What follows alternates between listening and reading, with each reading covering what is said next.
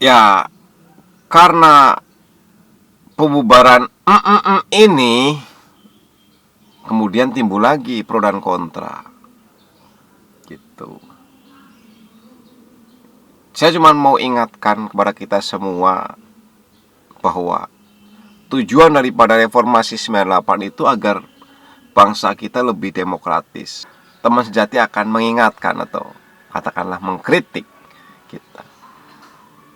Tapi kalau teman yang muji-muji terus apa yang kita lakukan, nah itu tanya besar buat kita semua, buat bapak-bapak, para penguasa, para pemimpin.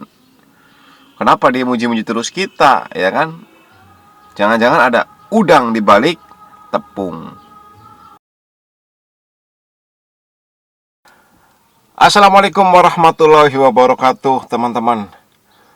Sebelum saya ngomong panjang lebar, saya ajak teman-teman untuk mari tobat sebelum terlambat.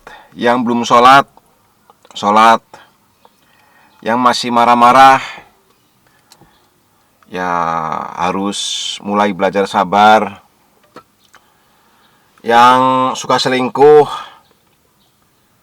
ayo tobat, setia sama istri. Yang otoriter, ayo mulai demokratis. Yang suka mabok-mabokan apa segala macam, ya ayo sekarang sudahlah, kembali ke jalan yang benar. Mari tobat sebelum terlambat. Berkaitan dengan konten saya hari ini, yaitu tentang pembubaran daripada ya. Karena katanya dilarang itu. Kata itu ada maklumatnya. Berkaitan dengan pembubaran ya. Jadi ayolah sekarang mulai kita semua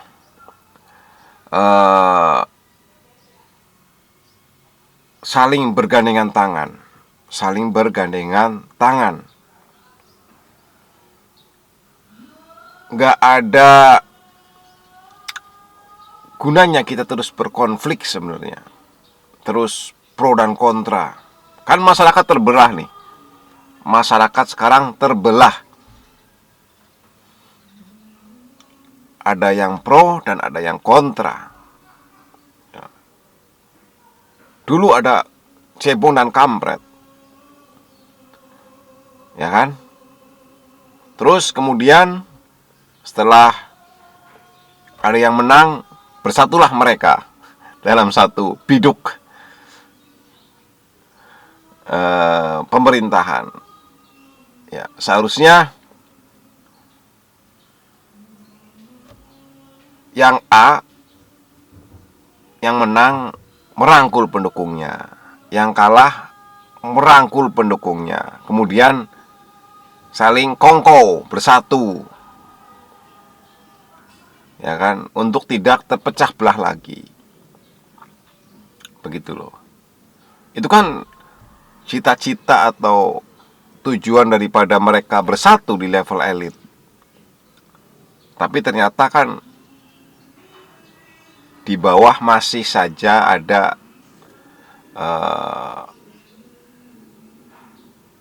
ya boleh dikatakan cebong dan kampret gitu, yang seharusnya nggak ada, tapi ternyata masih ada. Karena apa? Pendukung yang kalah itu merasa ditinggalkan. Sekarang ya kecewalah gitu, karena dua-duanya masuk gitu. Sampai akhirnya di survei itu kan turun tuh surveinya tuh, ada yang turun drastis karena ditinggalkan oleh pemilihnya kemarin. Ya, karena pembubaran ini kemudian timbul lagi pro dan kontra gitu. Saya cuma mau ingatkan kepada kita semua bahwa tujuan daripada reformasi 98 itu agar bangsa kita lebih demokratis. Begitu, lebih demokratis. Bebas mengungkapkan pendapatnya, ya kan? Ya lebih demokratis lah, nggak otoriter lah. Pasti teman-teman dan bapak-bapak udah tahu semua arti nama demokratis. Nah, tapi pertanyaan besarnya adalah apakah 22 tahun pasca reformasi ini cita-cita itu terwujud menjadi negara demokratis itu? Apakah terwujud? Ya. Kalau rasa-rasa saya sih belum ya. Belum. Ya kita masih proses lah. Maka itu ya, ayo kita semua belajar. Yang jadi masyarakat, kalau mengkritik, kalau menurut saya keras boleh, tapi jangan kasar. Begitu. Yang kebetulan sekarang ada di atas, yang jadi penguasa, harusnya tebal tuh telinganya tuh. Ya namanya, itulah resiko jadi pemimpin, resiko jadi penguasa. Ya karena sudah digaji oleh uang rakyat, ya harus terima kritikan daripada rakyat gitu. Jangan maunya dengar yang manis-manis saja dari rakyat. Justru bahaya loh. Bahaya kalau ada satu organisasi atau masyarakat yang muji-muji terus, ngalemin terus. Oh bapak bagus, bapak hebat, bapak top. Itu bahaya. Ada sesuatu, jangan-jangan dia penjilat gitu. Tapi kalau ada teman atau rakyat, ada organisasi yang ya kadang muji, kadang mengkritik, nah itu justru bagus. Itulah teman sejati, ya kan? Yang ingin terbaik daripada Anda. Kalau emang Anda nggak benar, Anda salah, ya teman sejati akan mengingatkan atau katakanlah mengkritik kita. Tapi kalau teman yang muji-muji terus apa yang kita lakukan, nah itu tanya besar buat kita semua, buat bapak-bapak, para penguasa, para pemimpin. Kenapa dia muji-muji terus kita, ya kan? Jangan-jangan ada udang di balik tepung. Gitu. Ayolah sekarang ke depan, bapak-bapak yang sekarang di kekuasaan, ya tadi itu harus tebal telinga gitu. Jangan sebentar-sebentar bubarkan, sebentar-sebentar bungkam itu. Jangan.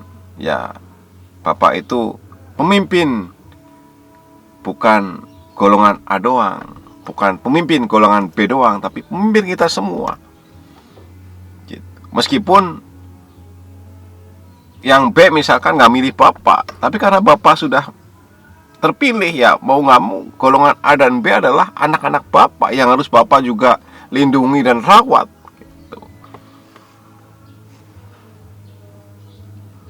Oke teman-teman,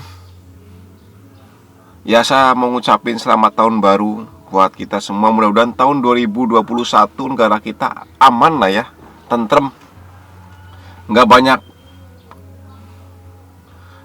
huru-hara kayak tahun 2020.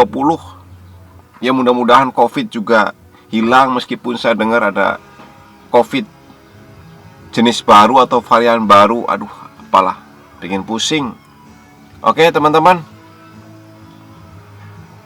sampai jumpa di video saya selanjutnya. Saya ingatkan buat teman-teman, sekali lagi, mari tobat sebelum terlambat. Oh ya, mengenai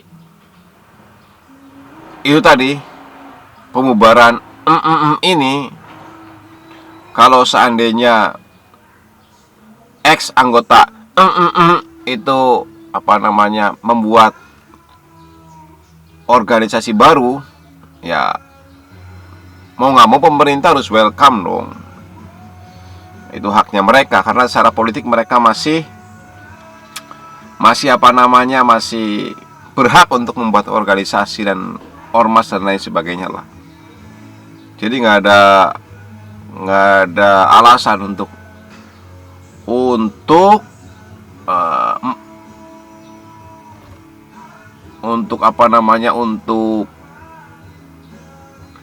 melarang.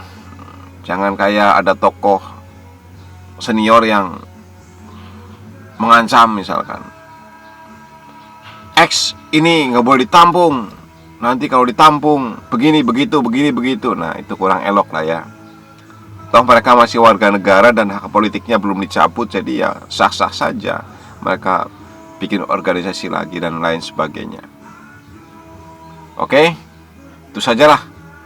Daripada saya salah ngomong nanti saya kena pasal, mana ada maklumat, makanya saya nggak berani ngomong itu. Oke, Assalamualaikum warahmatullahi wabarakatuh. Mari tobat sebelum terlambat.